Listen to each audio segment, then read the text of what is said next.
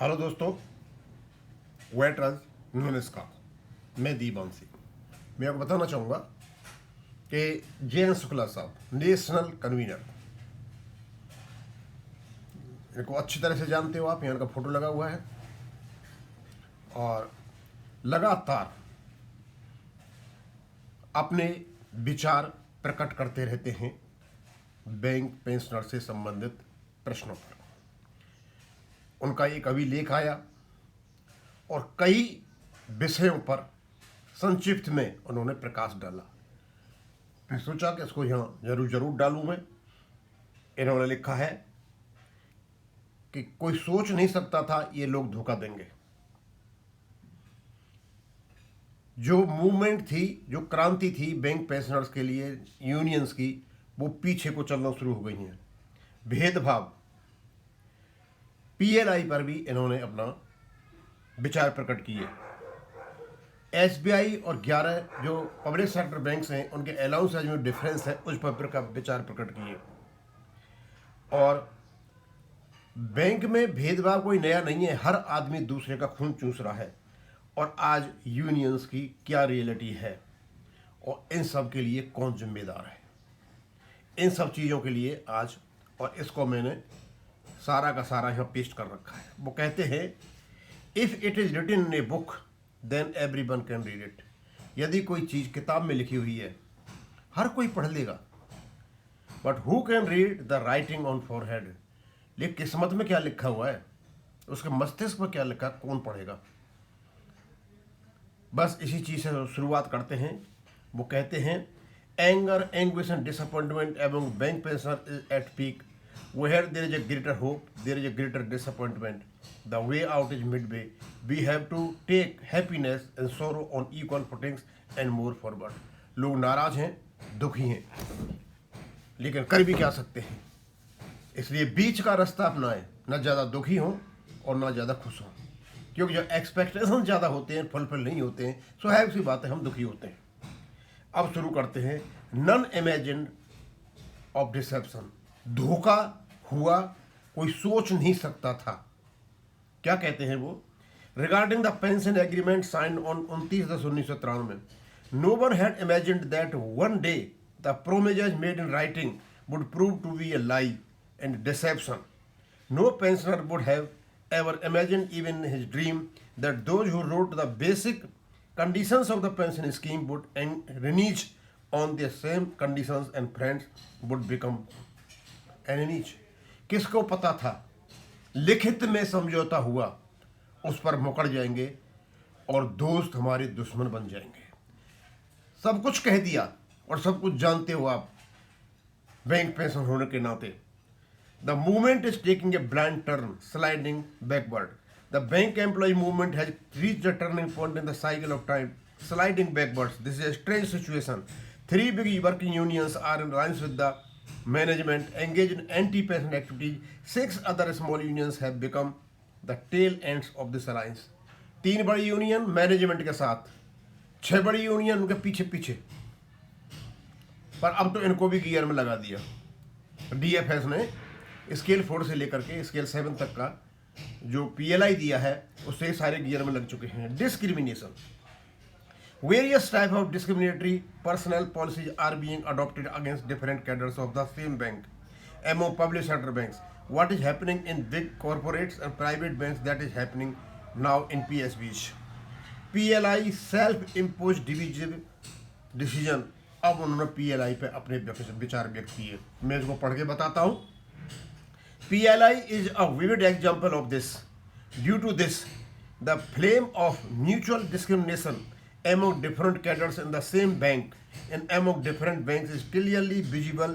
Who agreed to it?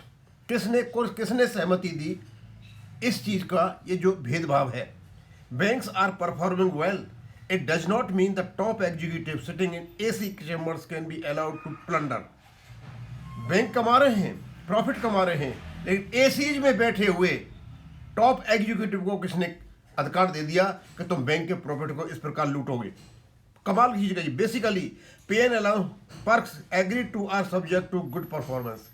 जो pay and allowance है जो मिलते हैं, जो डिफरेंसेज है, स्केल 1, स्केल 2, स्केल 3 एम्प्लॉयज का, वो इसी काम के लिए है कि आप हाई पोस्ट पर बैठे हो और उसी का आपको एक रिम्यूनरेशन दिया जा रहा है, एक आपको मतलब उसका रिवार्ड दिया जा रहा है। वो लेने के साथ साथ आप प्रॉफिट को लूटने का किसने आपको उदाहरण दे दिया। PSBs are state, why don't give bonus. PLI is a trap. It's corporatization of public sector bank. Its fallout, brokers of union failed to guess and now crying. A complete financial anarchy is heading on. PLI was managed, trap and sell. और PLI कुछ नहीं, एक जाल है, और जाल में ये जितनी भी यूनियनें फंस चुकी हैं, ये कर क्या रही थी अब तक, इनको कैसे गैस नहीं हुआ कि क्या होने जा रहा है, क्या नहीं होने जा रहा है। और भविष्य में आने वाले समय में यदि सबसे ज़्यादा कोई चीज़ क्रिटिसाइज होगी तो केबल और केबल ये PLI होगी।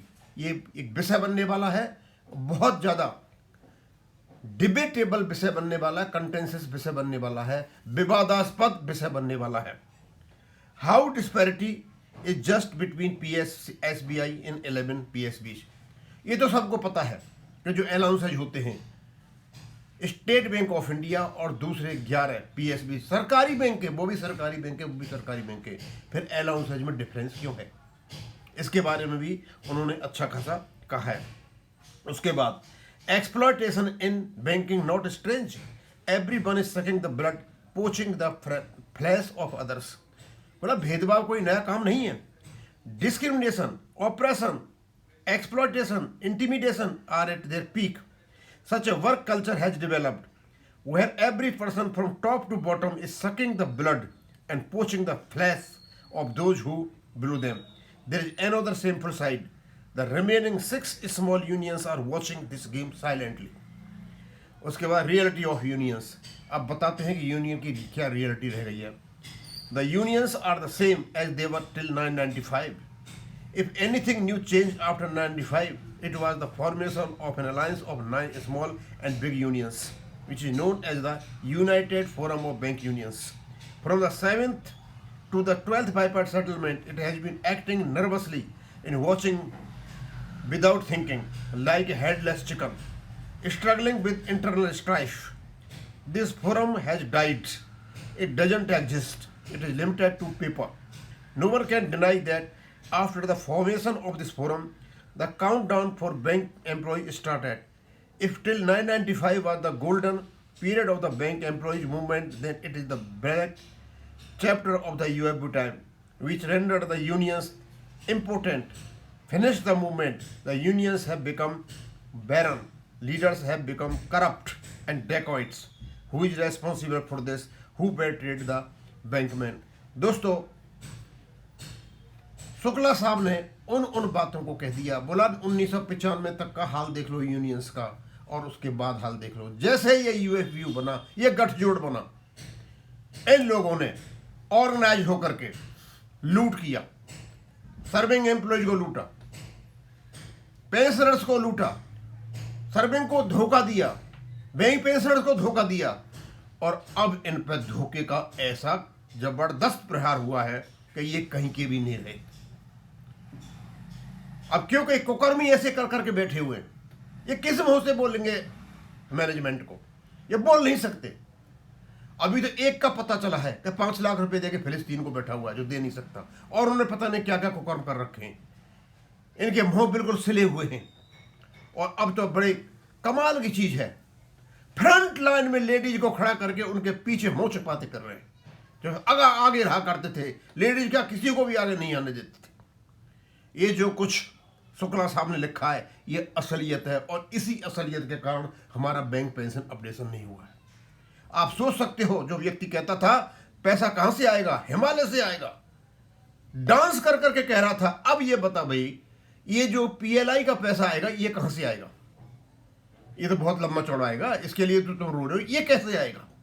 जहां से PLI का पैसा आएगा वहीं से बैंक पेंशन का पैसा आता। लूट हो रही है कि बैंक पेंशन को पैसा नहीं चला जाए, हम लूट लेते हैं। पहले इन्हें स्पेशल अलाउंस के माध्यम से लूटा, अब इससे उसकी रेट बढ़ती रहती है। मतलब वर्तमान में जो उनका पेंशन है उससे जिनको ले भी मिलती है वो ज़्यादा होना चाहिए इनका, सैलरी ज़्यादा होनी चाहिए जिससे उनको लेवी मिल सके और ज़्यादा पैसा आ सके। बस इसी धंधे में लगा रहा पूरा का पूरा यूएफबीयू कि ज़्यादा से ज़्यादा वर्तमान में जो लोग पैसा ले रहे हैं, सर्विस करते ले रहे हैं, इनको यहाँ खुश रखो, हमारी लेवी आती रहेगी, बाद में इनको पेंशन हो, इसलिए एक्सपीरियंस बना करके उनके उसको कम कर दिया। ये सारे के सारे जो कुकर्म इन लोगों ने किए हैं ना, अब इनके सामने आने वाले हैं। पाप का घड़ा फूट चुका है। सत्यमेव जयते इसी को कहते हैं। देर है अंधेर नहीं। और मैं इन सब विचारों के लिए शुक्ला साहब को धन्यवाद देना चाहूँगा। मैं चाहता था जैसे ही उनका लेख मेरे पास आया, ये मैं आपके पास पहुँचाऊँ अपने माध्यम से, क्योंकि ये चीज़ें सब जगह इनका मैनेज हो रहा है, पढ़ी जा रही हैं, नॉलेज में आ रही हैं, सब पढ़ रहे हैं इन सब चीज़ों को कि हमारे बैंक पेंशनर्स के विचार क्या हैं इन बेईमान वर्किंग यूनियनों के प्रति। थैंक यू, धन्यवाद।